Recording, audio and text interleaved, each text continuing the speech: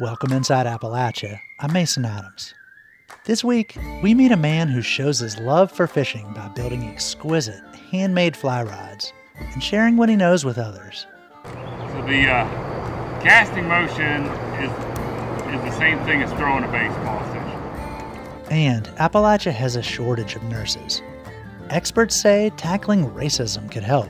I have to say that part of the reason we have a nursing shortage is that many nurses of color have said enough. I'm not taking it anymore and I'm out.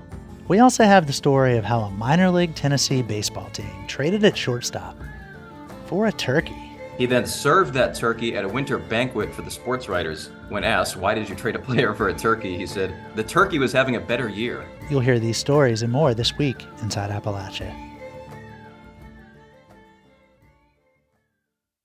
Support for Inside Appalachia is provided by Solar Holler, building on West Virginia's proud history of powering the nation by bringing solar power to the coalfields. More at solarholler.com.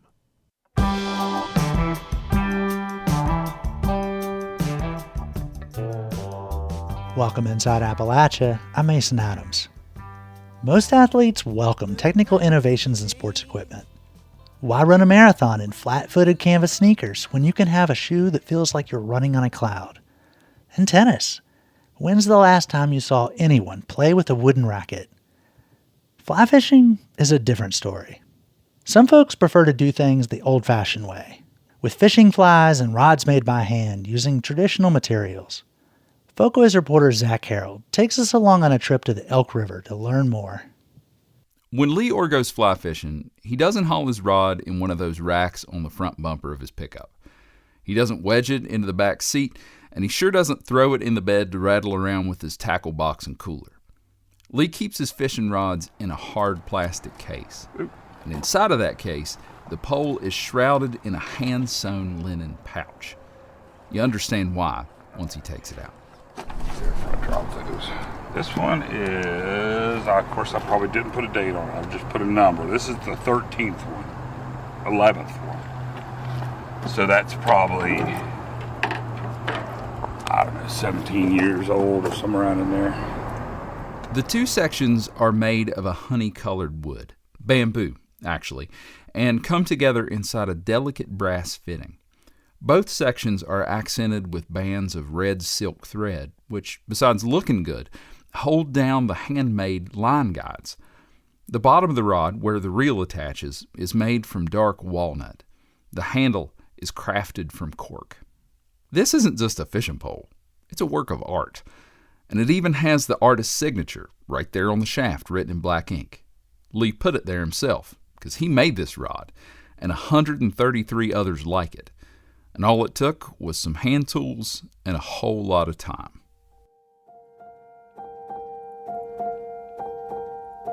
Lee discovered fly fishing as a kid.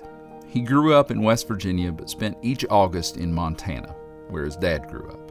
A couple guys came up this little creek, I think it's Little Bear Creek or something. It's up near the Wyoming border, or might actually be in Wyoming. And they just were catching fish one after the other. So I told my dad, it's like, I want to learn how to fly fish. He didn't take to bamboo fly rods quite as quickly. He tried a few of them, but found them heavy and unwieldy. But his opinion changed at a workshop he attended.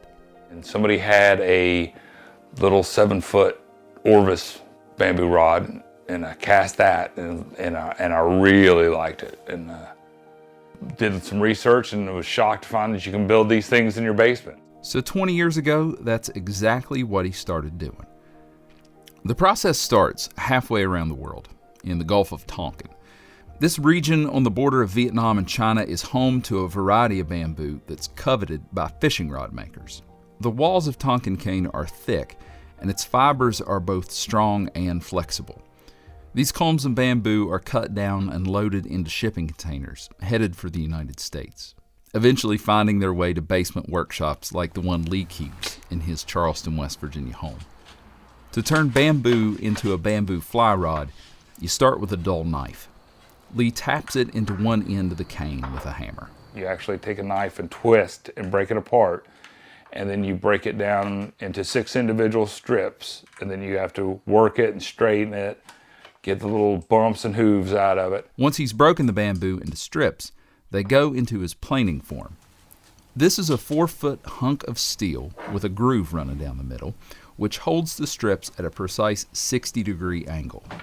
Lee places a strip in that groove and goes to work with a hand plane. He makes pass after pass using smaller and smaller wood planes to shave off thin ribbons of bamboo. He keeps going until the top of the strip is flush with the top of the form. Then he repeats the process 5 more times. 3 strips for the tip section of the rod and 3 for the butt section. Then you wind up with 6 60-degree strips tapered that you then roll back up together and glue together. Lee also makes metal loops for the rod's line guides, which he ties on with silk thread. He makes the rod's reel seat by turning wood on a lathe. He stains and finishes the wood and shapes the handle from cork. There's still a couple pieces that I don't make, but eventually get to the point where I'd like to make it stem to stern, every bit of it myself. I gotta probably retire before I do that and get a little bit more equipment. At present, it takes Lee somewhere between 60 to 80 hours to complete a rod. He's working on rod number 135 right now, which means he spent the equivalent of a year of his life sitting at his workbench, planing and wrapping and gluing and shaping. And that's probably a conservative estimate. Some rods take longer than others, and the whole process took a lot longer when he was first starting out in the early 2000s. See, there weren't a whole lot of books on the subject, and certainly no YouTube tutorials. Lee got his introduction to the craft on an email listserv. For those of you who weren't on the internet back then, a listserv was like an email version of a group chat. Anytime Lee would have a question, he'd shoot out a message, and someone would write back. Just a bunch of old cranky old guys. That's kind of the community, but they're really helpful about passing down information. But the community wasn't only generous with its knowledge. Remember those planing forms that Lee used to whittle down his bamboo strips? He inherited those from another rod maker who made the forms by filing them down by hand, a job that probably took hundreds of hours. And when Lee was making the tool he uses to twist wire into line guides, another maker stepped in to help. There was plans online, and I didn't have the things for it, and someone sent me all the stuff from it, all the brass hex rod and these set screws and and just said, hey, well, next time somebody else needs something, you just kind of pay it forward kind of thing. So, and I've done that. Lee has paid it forward. As the community migrated off of that listserv and on the forums and Facebook groups, he's become one of the old guys of the group, though not quite as cranky as the ones who took him under their wing. I found an old chunk of American chestnut in an old house that had fallen down, and got on that forum and say, hey, anybody wants American chestnut to make some reel seats out of, and wind up shipping that stuff all over to people that wanted it. Just like, give me the shipping and I'll send you the wood and stuff. So he says it's partly out of self-preservation. The more bamboo fly rod makers there are in the world, the more motivation there will be for folks to continue importing Tonkin cane from the other side of the planet. But talking to Lee, you get the sense that that isn't the only reason he wants to pass down what he knows. For one thing, he's just a natural-born teacher. When I tagged along as he fished the Elk River last fall, I told him I just wanted to observe, but he couldn't help himself. So the casting motion is the same thing as throwing a baseball, essentially. I didn't even have a rod, and yet I got a beginner's class in fly casting. People get a fly rod, and the first thing they want to do is they want to do this. And you wouldn't throw a baseball like that. You throw a baseball like that. So the motion is just exactly the same as throwing a baseball. Lee also shares what he knows because he wants to preserve what his old school rods represent. A link to a time when you put your catch in a wicker creel instead of a Yeti cooler. A time before sportsmen traded in their fedoras for baseball caps and their canvas canoes for fiberglass bass boats. If I just wanted to go catch fish, I would go fish a carbon rod and I'd fish live bait and I would catch more fish. All that stuff is readily available at any well-stocked Walmart, and it's fairly cheap. It would work just fine. But there's a lot of things that work just fine that just kind of lack a little bit of soul to them. For Inside Appalachia, I'm Zach Harold in Charleston, West Virginia. To see Lee Orr's rods and watch a short documentary Zach made in his workshop, visit wvpublic.org.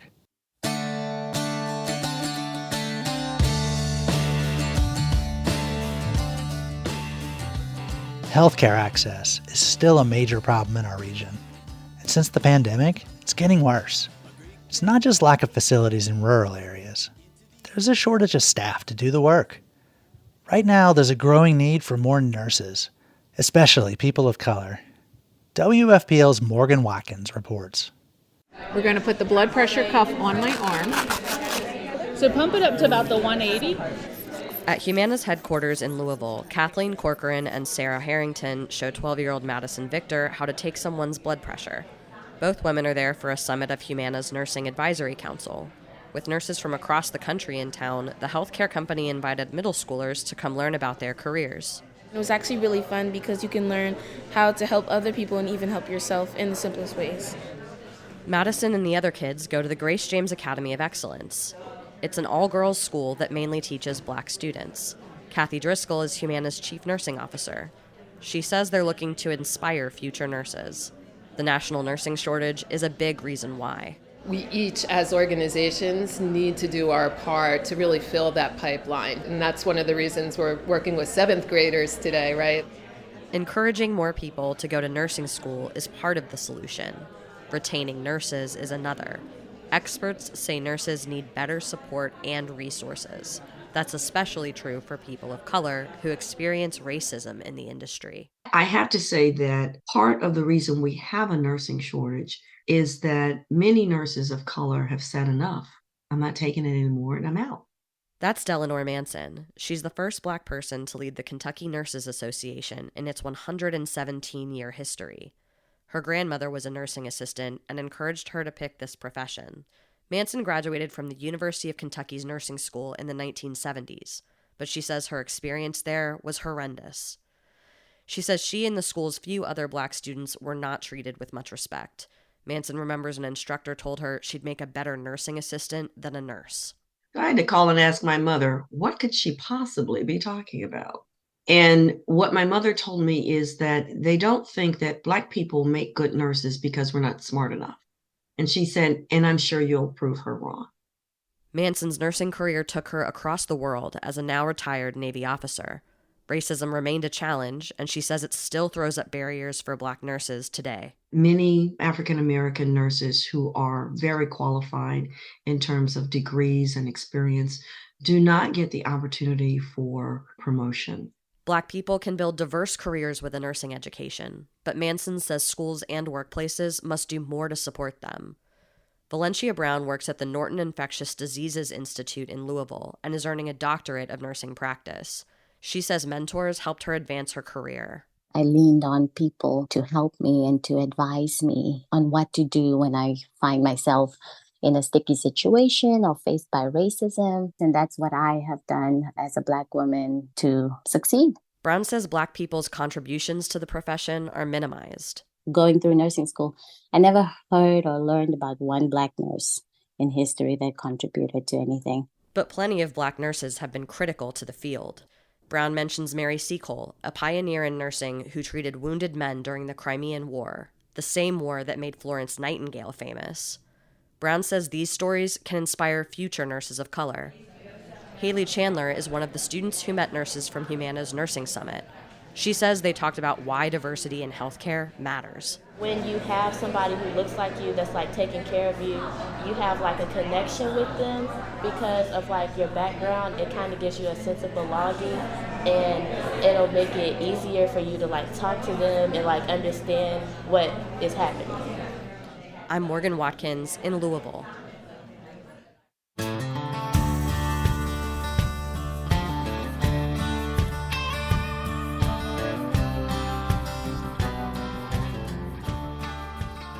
Electricity costs have grown faster in West Virginia than in any surrounding state. That's according to a report by environmental consulting firm Downstream Strategies. Joey James is one of the report's authors. WVPB energy reporter Curtis Tate spoke with James about what's driving the increases. Your report tracks the increase in electricity rates over the past decade and beyond. With recent PSC requests from Appalachian Power and Mon Power, they're set to go up even more. What's going on? So, West Virginia's electricity rates have more than doubled since 2005, which outpaces increases in every other state in the country.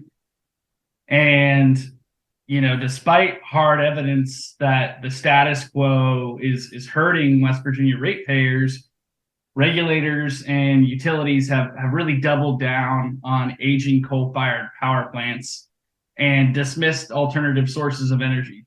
So, perpetuating these problems is really the fact that we have non-competitive resource procurement practices with both parent utilities in West Virginia, and that has led, really to these record high cost recovery cases and a continuum of rate increases for West Virginia consumers. Doesn't that pose a risk to the state's economy?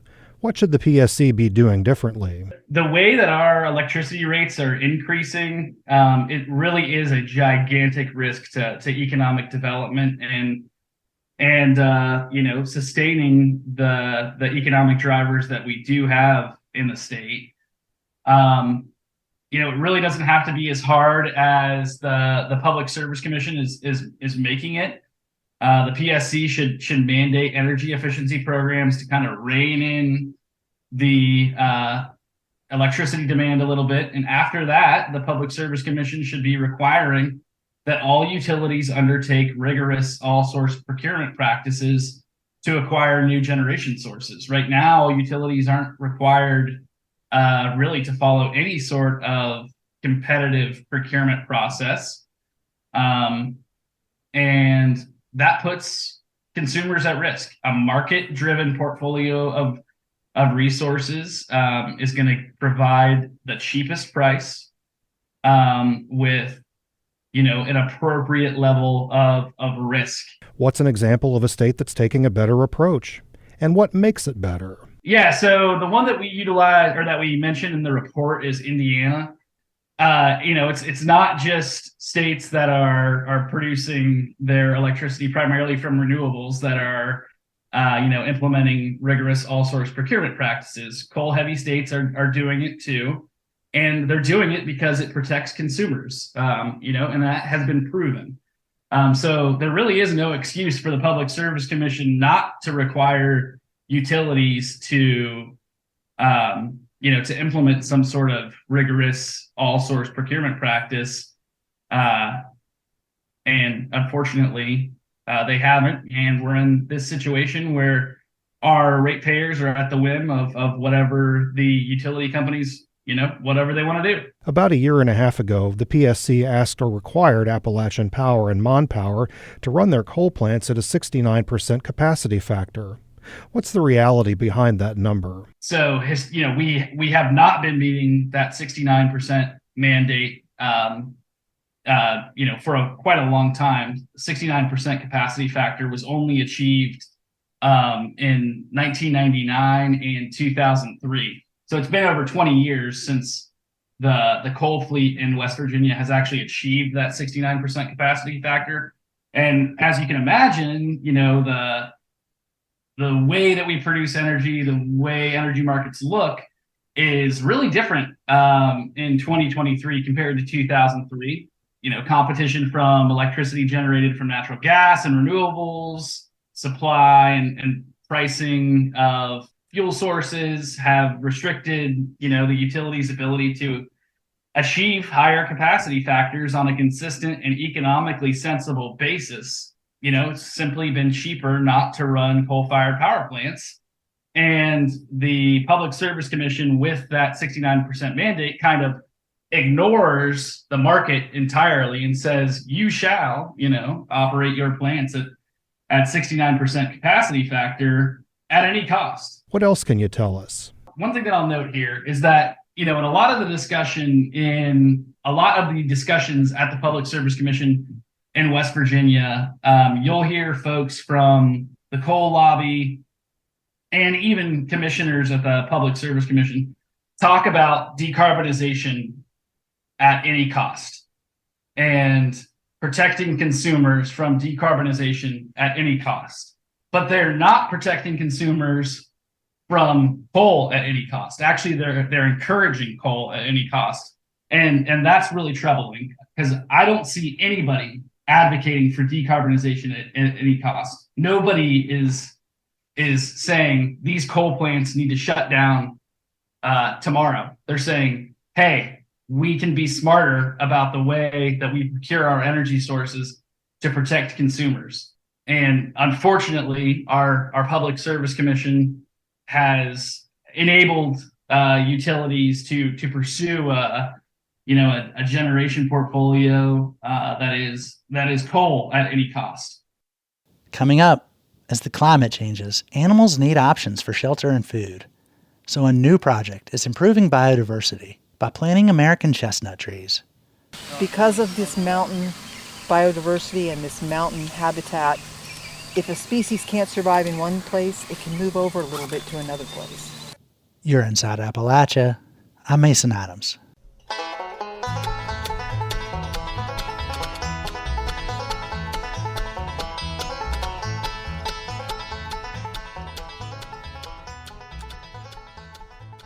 Support for Inside Appalachia is provided by Concord University, offering 31 bachelor-level degrees and 6 master-level degrees for students of any age. More information at concord.edu.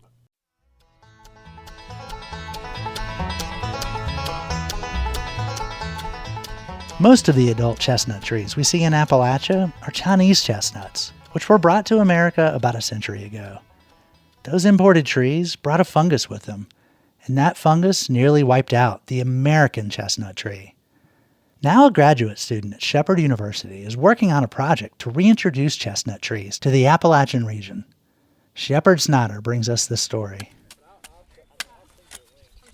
Chestnut trees used to be abundant in the Appalachian region until a blight wiped them out at the turn of the 20th century. Now, determined growers like Susan Thompson are part of an effort to return the trees using hybrid saplings. They're combining the American chestnut with the Chinese variant, which is a little bit more sturdy. We're trying to get as close to a pure American as we can, but still retain the quality of resistance to the blight, the fungus. Before the blight, chestnuts were used in the region not just as a source of timber for furniture, but as a way to feed your family. They're super nutritious, one of the highest nutrition contents. They're also great for things like people with diabetes, and they help a lot of nutritional needs that people have who have challenges. The planting was organized at Shepherd University's Tabler Farm, which the school has been using to reintroduce other native plants like hackberry and serviceberry. But farm coordinator Madison Hale says chestnuts are much more useful economically. If you are thinking about how can I make a living off of trees in farming, the chestnut is a species that you're going to want to plant because they're very marketable. Hale says they're able to support the project because of Tabler Farm's status as a university farm, which allows for more experimental crop growing than what commercial farmers can allow. Because we are a university that most of what we're doing is grant funded, we have an opportunity to bring the educational and experimental and research side of farming into this. Thompson organized the project as part of her coursework for a Master of Arts in Appalachian Studies. Sylvia Sherbet, director of Shepherd University's Center for Appalachian Studies, says this project is one of the programs the course supports to help keep Appalachian traditions alive. I think now we're kind of at our real high point in what we're able to do, which is to tell the story of West Virginia and to tell the story of Appalachia. Thompson also had volunteers from her program as well as around the community helping with the planting through an open sign-up. One such volunteer was Martinique Gray, a history major at the university. I have a horse farm, and I'm really interested in learning how to, improve the environment in my farm and how to better improve, the kind of living I have and the kind of lifestyle that I'm building for myself. Thompson and other advocates say the most important use for chestnut trees is its role in recovering the Appalachian Mountains' already strong biodiversity. American chestnut trees grew more than 100 feet tall, according to the U.S. Department of Agriculture. They helped cool the mountains, with the chestnuts themselves helping keep animals fed and abundant. In the face of a changing climate, animal species are taking advantage of the shelter and food. It's got hundreds of microclimates there, which they don't have, for example, in other places. Because of this mountain biodiversity and this mountain habitat, if a species can't survive in one place, it can move over a little bit to another place. Growing American chestnuts is a long-term project. Part of it requires figuring out how quickly these trees can grow to full size. But Thompson says the productivity that comes from the finished crop will be worth the wait. Normally, it can take, 5 to 10 years for a tree to become productive in terms of producing chestnuts. You'll have a tree that produces 6,000 chestnuts per year for 100 years. Talk about food security. And Thompson says that the tenacity of the chestnut tree can be a symbol representing the entire region and its people. The story of the American chestnut is the story of the Appalachian people. Downtrodden, impacted in ways that just really cut it down, but coming back anyway. For West Virginia Public Broadcasting, I'm Shepard Snyder in Shepherdstown. If you live in or around West Virginia, you've probably heard the history of how the state split off from Virginia. But if your history classes didn't get into it, maybe you've wondered what happened. The simple answer is the two states split during the Civil War, and West Virginia was formally admitted into the Union on June 20th, 1863. That day is now celebrated as West Virginia Day. Hal Gorby is a professor at West Virginia University, specializing in Appalachian and state history. I recently spoke with him about the split and what people get wrong about it. Hal Gorby, thank you so much for coming on Inside Appalachia to speak with us today. Oh, it's my pleasure to join you, Mason. What's the biggest misconception that people have about West Virginia statehood and how it originated? I think there's a couple of common misconceptions, some of which have been replicated for generations through, I think, the way students have learned about the statehood period, particularly like in their West Virginia history or studies classes. The best way I would explain it is sort of this argument that the creation of West Virginia was inevitable, that from the beginning of Virginia's history, there were these stark cultural, economic, political differences and geographical differences of the mountains that, made this sort of process something that was going to happen. I think the other misconception has to deal with the role of slavery in Western Virginia.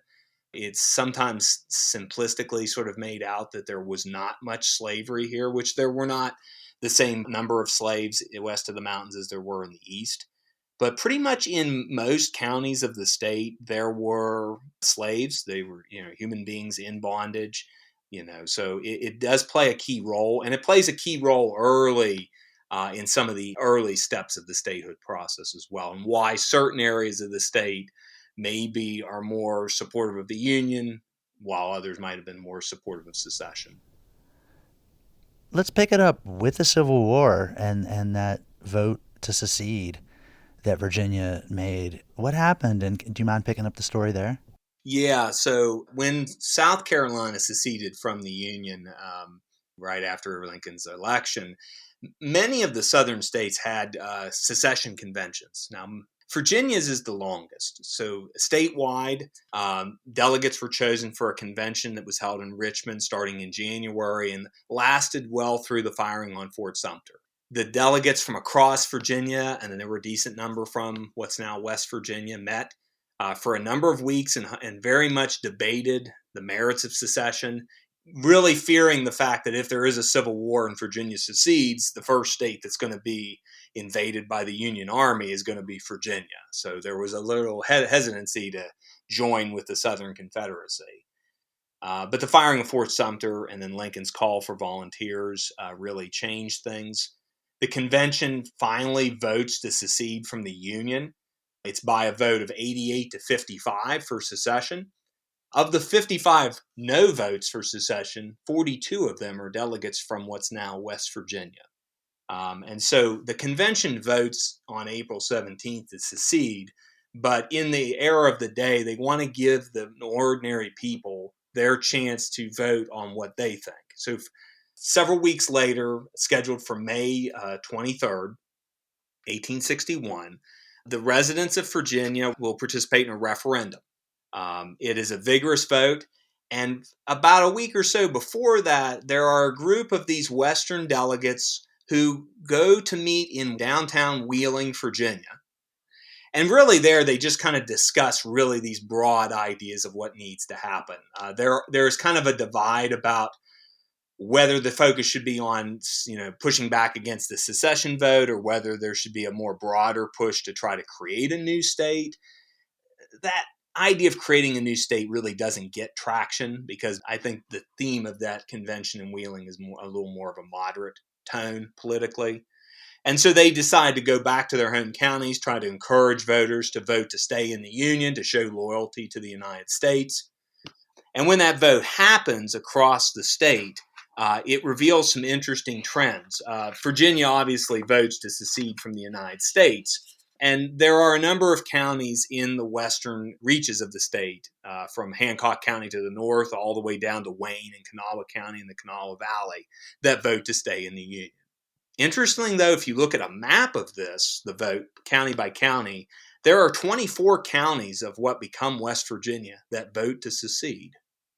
That's about half. It's mainly sort of the deep southern, what's now the coalfield counties, the sort of central part of the state, and most of the counties that border from all the way Monroe County up to about Hampshire County bordering Virginia. They all vote to secede.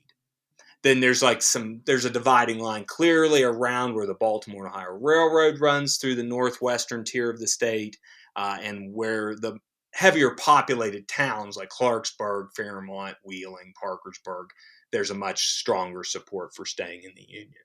But the divide is almost 50-50. You start with that map, but then as military operations begin, the Union controls, differing territories, and I guess there's battles in some of these counties. And eventually, the state as conceived grows. Why don't you walk us through, what happens? As soon as the secession referendum happens, the Union Army moves into Western Virginia. They move across at Parkersburg, at Wheeling. They secure basically most of that area that had voted to be loyal to the Union. And around the same time, those delegates that had met in Wheeling prior decide to meet again in Wheeling in late June. Now with the sort of security of the Union Army present, there is really a discussion now about what the next step needs to be. The delegates basically come to the conclusion in this second Wheeling Convention that, yes, we want to first form a loyal government, loyal to the Union, that sort of reconstitutes the government of Virginia. That the government in Richmond has now left the United States, and that we want to show our support for the Lincoln government and for the Union effort. And among many of them, there is this sort of idea that, well, maybe it is time to just, as John Carlyle says, it's time to cut the knot now. Now that Virginia's seceded and we have a civil war and we have battles that are taking place, maybe it's finally time to make this move. They reconstitute a government. They choose representatives for a state senate and House of Delegates. They choose representatives to fill the open seats in the House of Representatives in Washington. And as this process goes on, eventually there is sort of a push to say, yes, we're going to create a new state west of the mountain. This is still early in the war, so issues like emancipation aren't really sort of at top of mind on the list of issues. But this is to give them sort of now control over their own destiny, so to speak. So to fast forward a little bit, eventually the process moves forward. Virginia has seceded, so the Union part of the state sort of moves forward with this statehood act in Congress. Anyone who's read about Lincoln or read a biography of Lincoln, there's usually a scene where he's thinking, in the days before he issues the Emancipation Proclamation. But one thing I learned from listening to your lecture was at the same time he was considering the Emancipation Proclamation, he was also considering a bill to create West Virginia statehood. Can you tell us about that and paint us maybe a picture a little bit of some of Lincoln's deliberations? Yeah, I mean, he had been tacitly supporting this effort. He was very careful. Partly for him, it was viewed as part of a goal of maintaining the support of the border states. And he saw Western Virginia as probably the most important militarily. But by the time the bill that goes through Congress makes its way to his desk, he has some choices. He asks his cabinet to give him their opinion. And as like often with Lincoln's cabinet, if you've ever read about them, they often frustrated him. When they return, 3 of them support the statehood bill and 3 of them are opposed, leaving it to President Lincoln to make the ultimate decision. He actually waits to pretty much the last minute to make his decision on this. And he actually is debating this along with the Emancipation Proclamation, which he's actually more secure about. It's the statehood bill that constitutionally worries him as a precedent setter. And he does agree to it at the end of 1862. In a very short but very logically argued signing statement, he argues that West Virginia is an expedient to the goals of ending the Civil War militarily. It's part of this goal of keeping the border states in the Union and making it easier for the Union Army to launch its attacks into the South. And he also, to raise those conservative figures who may have had a concern about, well, isn't this setting a bad precedent? Isn't any other state going to try to do the same thing in peacetime? He argued that a precedent in times of war will not be a precedent in times of peace. In some of the reading I've done, there's usually mention to this story of a postscript, which I believe is the state constitution rewrite in 1872. Do you mind just addressing that just briefly? After the Civil War, it's a very divisive period because West Virginia is not under federal reconstruction because it was a loyal state during the Union. But as I mentioned earlier on, about half the counties had voted to secede and had actively sent large numbers of Confederate troops. So when the war is over, many of these folks come back thinking that they're going to just re-enter their normal lives, and many of them had been very much involved in state and local politics.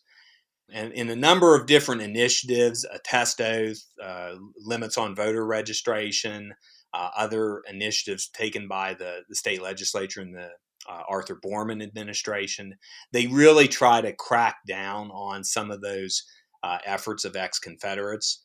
And so by a few years later, they propose a compromise to basically say if we support allowing all African Americans to vote as the amendment to the U.S. Constitution, we will also in exchange basically allow all white men over the age of 21 to vote. So basically to say there will be no restrictions on voting by race or by association during the Civil War as a compromise.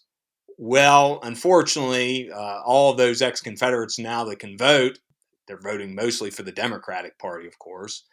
The statehood government is mainly now the Republican Party. And so in the 1870 elections, they win basically almost all the seats. They almost flip the entirety of state government. And one of the first things they try to do is to move to have a referendum on a new constitution, which passes very narrowly. And in 1872, they basically rewrite the Constitution, which the Constitution we have now, the core elements of it is that 1872 Constitution with, of course, amendments that have been added. So most of the elements of the way our state government operates is largely set by that 1872 Constitution, which gave local control at the county level, kind of mirroring how it had existed under the Virginia government prior to the Civil War.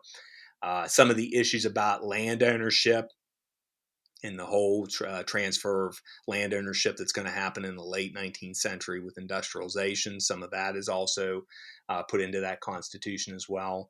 But that Constitution does not discriminate against African Americans. So again, showing how different West Virginia is as a border state in the years during and after the Civil War.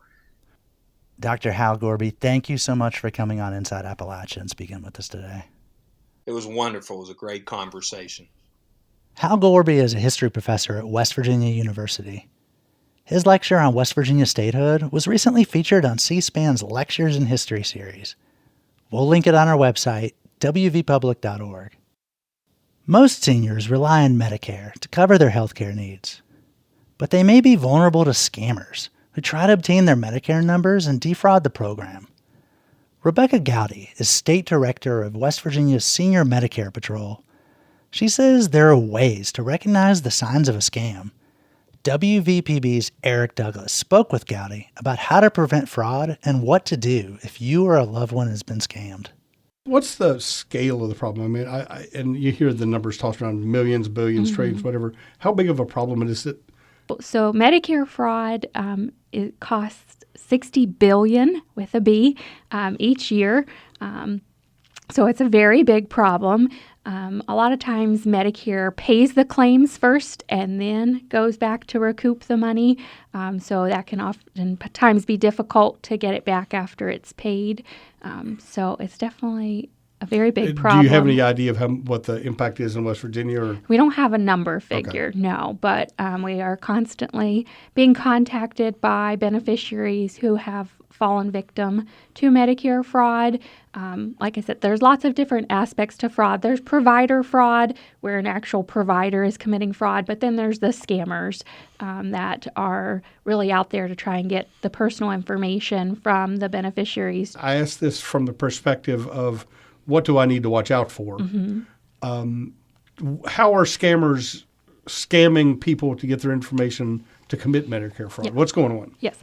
So the biggest scams are phone-based scams. So they're calling beneficiaries and telling them many different things. The biggest ones we see are, did you get your new Medicare card for the year? Which Medicare doesn't send out new cards annually, but with other insurance that people have, other cards that you get, you do normally get them annually. So, of course, that kind of triggers somebody like, oh, no, I didn't. And so they give out their information. The biggest thing with that is that Medicare never calls you. So anytime that you get a phone call from somebody who says, well, we're calling to update your Medicare information or make sure that you have all of the Medicare coverage you're supposed to have, or if you don't do this, you're going to lose your Medicare coverage. None of that is legitimate. None of it's real. They're just simply trying to get that Medicare number because it is very valuable. So these are not medical providers doing the scamming, or at least hopefully not. These are just scammers who are getting that number and somehow they're billing Medicaid directly. So there are actually providers involved in the scams. They're usually from other parts of the country that the beneficiary has never seen, doesn't know their name, but unfortunately they are bad actors as well. And so they sign the orders because Medicare does, require certain orders for different things. So they do. And then there's the suppliers. If it's related to durable medical equipment, there are some suppliers that get involved. So there's a lot of times you'll see something come out from the Office of Inspector General who investigates the fraud, and they'll say, we took down a big takedown of this many providers. So these are legitimate businesses, legitimate people involved in fraud scams but you may have somebody from Arizona writing these orders for people in West Virginia. Right, and that's one of the big things that beneficiaries, their families, caregivers can really look at is when they get their Medicare summary notices, they can examine that, and if they see services that are from another state, a doctor that wrote something from another state or ordered something from another state, that should send up a red flag. Does this affect the person's Medicare services at all, or is it just they're billing the government, it's a government fraud, the government goes after them? Does this affect me as a care provider or care receiver? Luckily, we haven't seen this too much in West Virginia, but other states have seen hospice fraud, where people get put onto hospice when they're not eligible for hospice, and then Medicare is not going to cover certain services when you've got a hospice on your record. So if you need heart surgery, but you have hospice, Medicare is not going to pay for that. So it can definitely cause problems for people not getting the services that they need.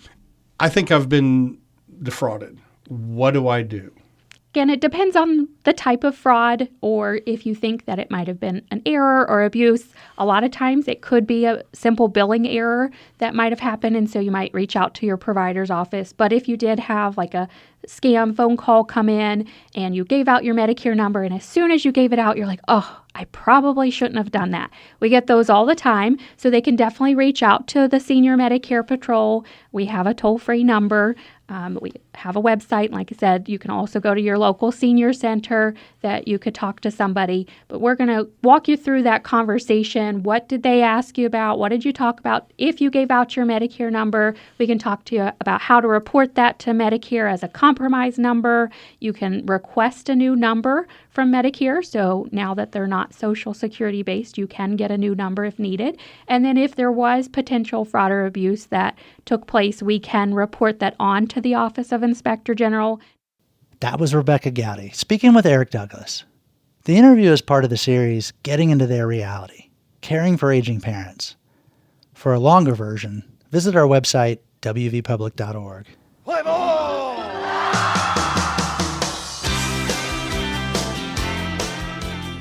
Minor League Baseball is back.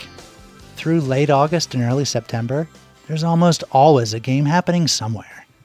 Veteran minor league baseball announcer Tim Haggerty is the author of Tales from the Dugout, 1001 humorous, inspirational, and wild anecdotes from minor league baseball. Bill Lynch spoke with Haggerty about minor league ball and some of Appalachia's best baseball lore. Tim Haggerty, tell me a little about yourself. Tell me how you got into baseball. Well, I was fortunate that my high school had a cable access broadcast station at it.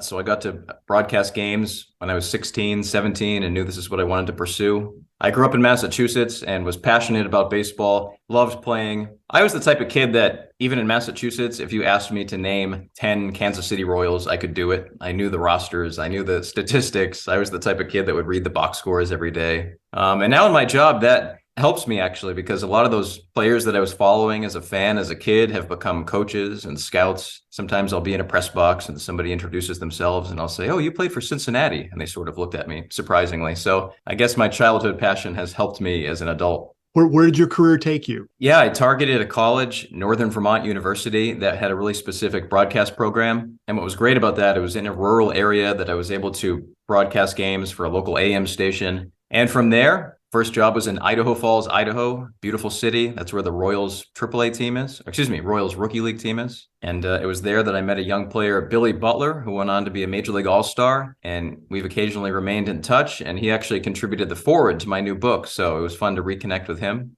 From there, went to Mobile, Alabama. And that's where I saw some ballparks in the region that your listeners are. I called games at Chattanooga, at Knoxville. Loved them both. What a beautiful area, East Tennessee. From there, went to Portland, Oregon, Tucson, Arizona, and now I'm in El Paso, Texas with the Padres AAA team. So what do you like about minor league baseball? A lot. I think it's the ultimate community event. There are so many fans who love the Cardinals or the Pirates or the Braves. But in smaller cities, there's something about Charleston across that player's jersey or Asheville across that player's jersey. That's your city. That's your professional team. What I also love about it is that in a lot of minor league cities, I hear from fans who say, my parents brought me here. Now I'm bringing my kids. And also just how different it is. I've been fortunate enough to broadcast games in about 60 different stadiums. They're not all alike. You know, to me, the local ballpark is much like a local community. Each of them has their own flavor. Let's talk about the book. This is your second book, isn't it? It is, yeah. My first book came out in 2012. That was about the craziest team names in minor league history, including the Wheeling Stogies, named after a cigar. But my new book, Tales from the Dugout, 1001 Humorous, Inspirational, and Wild Anecdotes from Minor League Baseball. It's about the wildest stories that have ever taken place. And speaking of Wheeling, in West Virginia, the oldest story that I found in my book takes place there. In 1877, Wheeling put together this promotion in which fans would try to capture a greased pig. And if you got the pig, you got to keep the pig. And what it taught me was that these days, minor league teams do all sorts of crazy things to sell tickets and to get media attention. That's not new. Wheeling was trying wild things in 1877. Something you mentioned, I guess, in the notes was Chattanooga and the trade for the turkey. Tell me about that. Yeah, in the 1930s, Chattanooga's owner was this eccentric guy named Joe Engel who would do anything to get attention. One time he had players enter the field on camels. So Engel traded his shortstop, Johnny Jones, to Charlotte for a turkey. He then served that turkey at a winter banquet for the sports writers. When asked, why did you trade a player for a turkey? He said, the turkey was having a better year. So the research on this, where did you find the stories? I've always loved baseball research, and there was a lot of different sources. The origin of this book, when researching something else back in 2012, I found this 1880s newspaper archive, and it talked about a Texas League game in Austin that got delayed when a wild bull ran on the field. I don't know about you, but when you see something like that, I want to know everything about this. The bull was kicking up dust, fans are shrieking, it knocked down a fence. And that taught me that hidden in newspaper archives are so many baseball stories that a lot of people don't know about. So newspaper archives was a big one. I went to the Baseball Hall of Fame Library in Cooperstown, which is a great resource. They have a lot of old baseball publications there. There was also the Spalding and Reach Guide. It was an annual publication that baseball fans devoured. It was really the only thing of its kind from the late 1800s through the early 1900s. And it would have a lot of statistics and rosters and basic stuff, but also would have these wild stories. So it was fun to flip through there. I think it was in one of those that I found a great story that I know you have listeners in Asheville, North Carolina. In 1916 there, they finished a 9-inning game in 31 minutes. Both teams had to catch a train, so they purposely agreed to play as fast as possible. So runners are purposely running, just keep on running until they get tagged out. Fielders are sprinting on and off the field. But the fans were upset about this because they paid full price and they're seeing this mockery of a game. So Asheville's owner, L.L. Jenkins, was so mad that he gave every fan a refund. So with 1,001 stories there, do you have one that's a favorite for you? Well, probably the one that took the most time to research. In 1978, there was a fly ball that disappeared. AA Bristol was at AA Jersey City in the Eastern League. I wasn't able to pinpoint the batter, but a Jersey City batter hit a high fly ball to right field, and it vanished. It didn't land on the field. It didn't go over the fence. It didn't land in the stands. And I know this sounds crazy, but I'm talking to players who were on the field at the time. I corresponded with somebody who was in the stands, and everybody sort of described it the same way, like just speechless. What happened to this ball?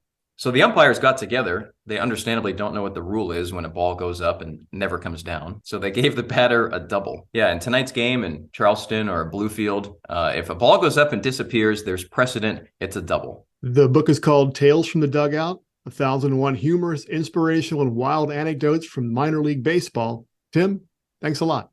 Thank you, Bill. That story reminds me. I need to get out to see my own local minor league teams. I'm lucky I'm close to two, the Salem Red Sox and the Pulaski River Turtles. No matter who you root for, whether it's the Asheville Tourists, the Johnson City Doughboys, or the Charleston Dirty Birds, we hope you enjoy summer baseball season. Till next time, thanks for joining us as we journey throughout Appalachia. Our theme music is by Matt Jackford. Other music this week was provided by Tyler Childers, Eric Vincent Huey, Jeff Ellis, and Alabama. Bill Lynch is our producer. Xander Alloy is our associate producer. Our executive producer is Eric Douglas. Kelly Libby is our editor. Our audio mixer is Patrick Stevens. You can find us on Instagram and Twitter @InAppalachia. You can also send us an email to insideappalachia@wvpublic.org. Visit wvpublic.org/InsideAppalachia to subscribe or stream all of our stories. Or look for Inside Appalachia on your favorite podcast app. Inside Appalachia is a production of West Virginia Public Broadcasting.